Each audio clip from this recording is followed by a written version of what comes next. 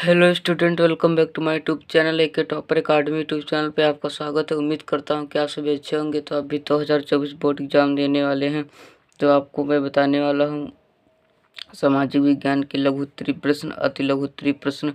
आज हम इस वीडियो में अच्छे से डिस्कस करेंगे महत्वपूर्ण प्रश्न सामाजिक विज्ञान के, जो आपके एग्जाम के लिए वेरी वेरी इंपॉर्टेंट हैं, पेपर में आएगा।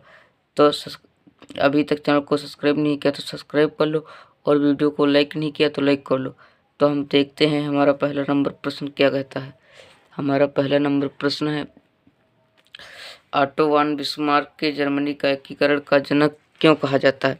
जो ऑटो वन बिस्मार्क जी थे, उन्हें जर्मनी का एकीकरण का जनक क्यों कहा जाता है।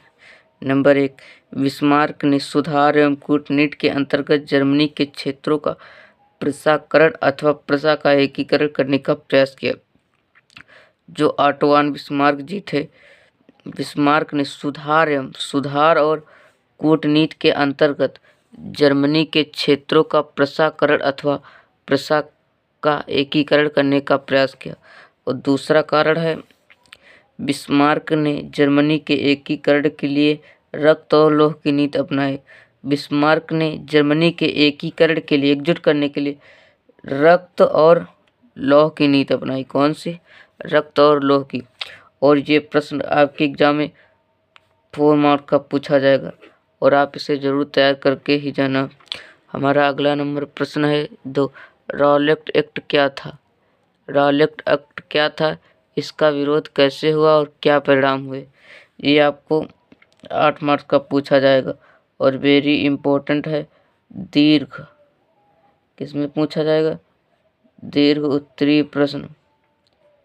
दीर्घ उत्तरीय प्रश्न में पूछा जाएगा। रॉलेट एक्ट क्या था, इसका विरोध कैसे हुआ और क्या परिणाम हुए। अब देखते हैं रॉलेट एक्ट। रॉलेट एक्ट 1919 में पारित एक ऐसा कानून था। जो रॉलेट एक्ट था वो 1919 में पारित एक ऐसा कानून था जिसमें भारतीय पर किसी तरह के मुकदमा चलाए बिना शंका के आधार पर गिरफ्तार करके 2 साल तक जेल में बंद किया जा सकता था। जो रॉलेट एक्ट था वो 1919 में पारित एक ऐसा कानून था जिसमें भारतीय पर न किसी तरह का कोई मुकदमा चलाया जाएगा, न कुछ किया जाएगा, और शंका के आधार पर गिरफ्तार करके 2 साल तक जेल में बंद किया जा सकता है। अब देखते हैं इसके परिणाम क्या हुए। अंग्रेजों ने राष्ट्रवादियों पर दमन शुरू कर दिया। जो अंग्रेज थे उन्हें राष्ट्रवादियों पर दमन शुरू कर दिया। दमन करने के साथ मार्शल लॉ लागू कर दिया, और 13 अप्रैल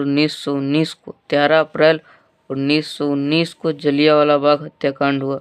और ये प्रश्न आपके एग्जाम के लिए जो आपके एग्जाम के लिए वेरी इंपॉर्टेंट है। क्या है? वेरी इंपॉर्टेंट है।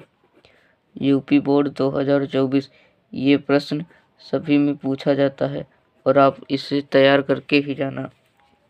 आप इसे जरूर तैयार करके ही जाना। और देखते हैं इसका विरोध। भारत में लोगों द्वारा रॉलेट एक्ट का विरोध निम्न प्रकार से किया गया। जो भारत में जो लोग थे वो रॉलेट एक्ट का विरोध किस प्रकार किया है, देखते हैं। विभिन्न शहरों में रैली जुलूसों का आयोजन किया गया।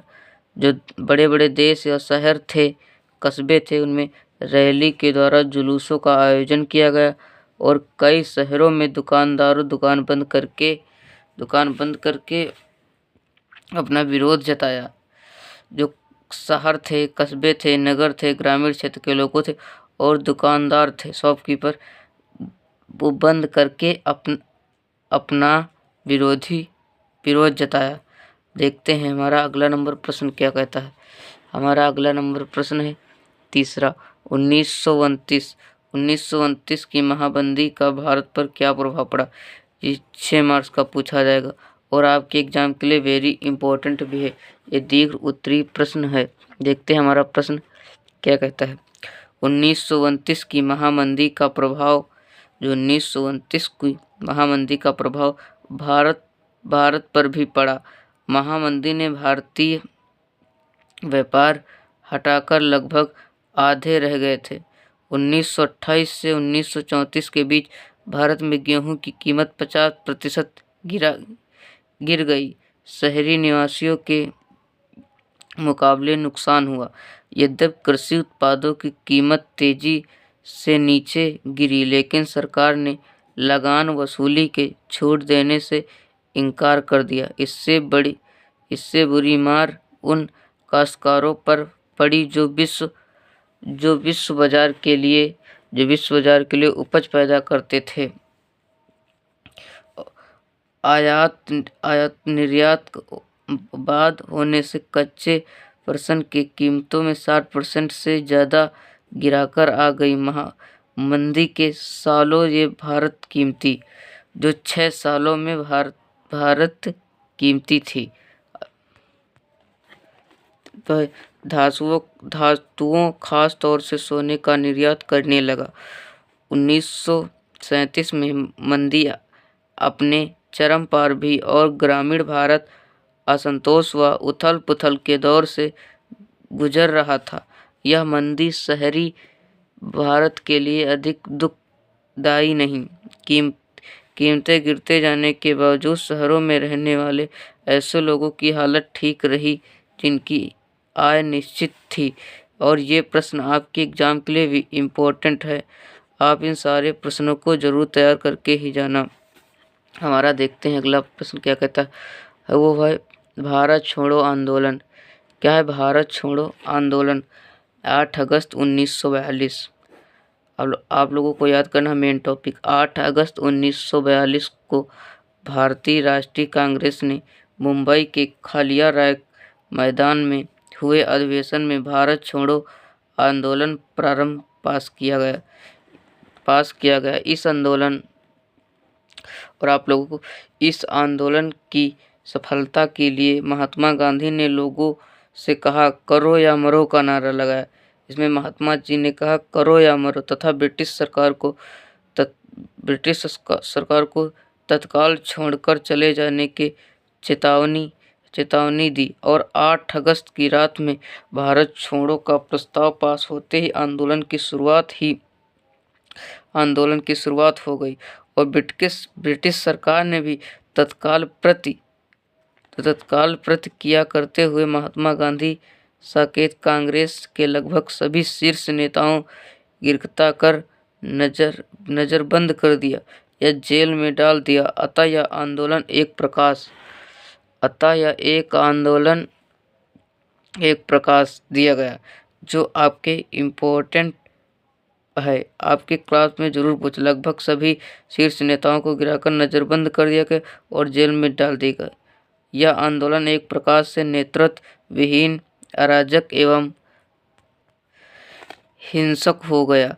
सरकार ने बल प्रयोग कर आंदोलन कर दमन कर दिया, परंतु इस आंदोलन ने ब्रिटिश राज ने जड़ें हिलाकर रख दी और ब्रिटिश सरकार की जड़ें हिलाकर रख दी।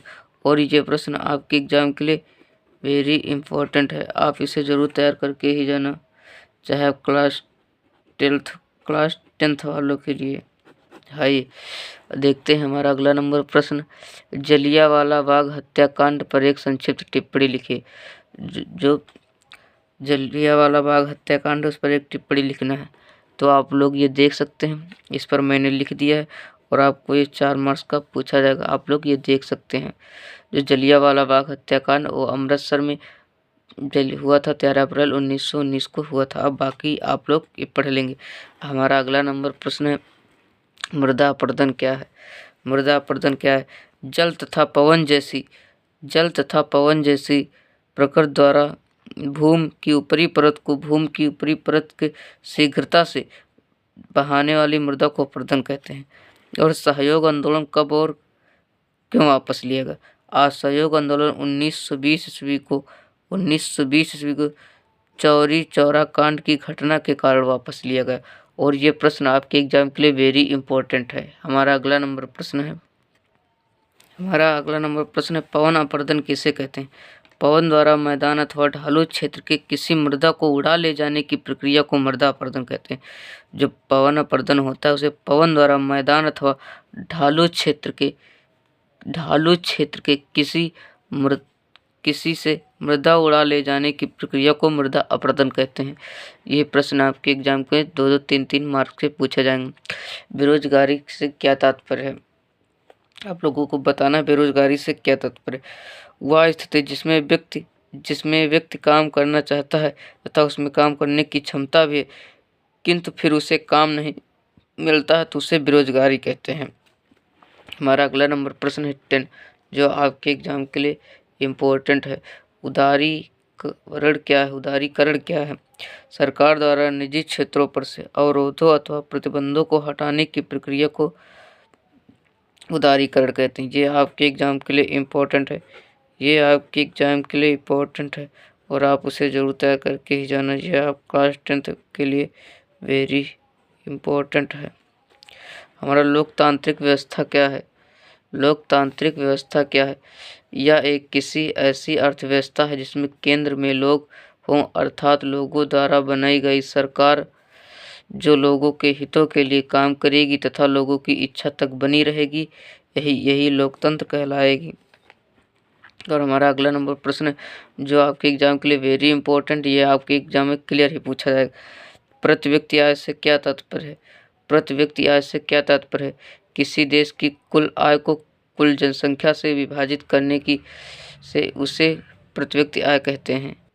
किसी देश की कुल जनसंख्या से भाग देने पर प्राप्त आय को औसत आय उसे प्रति व्यक्ति आय कहते हैं। और हमने इसमें 7 प्रश्न डिस्कस किया हूँ।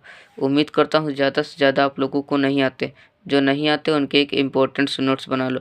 तो वीडियो कैसा लगा? वीडियो अच्छा लगा तो वीडियो को लाइक कर लो और चैनल पर नए हो तो चैनल को सब्सक्राइब कर लो। इस चैनल पर 2024 बोर्ड एग्जाम की संपूर्ण तैयारी कराई जाएगी। Thank you. जय हिंद, जय भारत, जय वंदे मातरम। मिलते हैं नेक्स्ट वीडियो में, जब तक के लिए।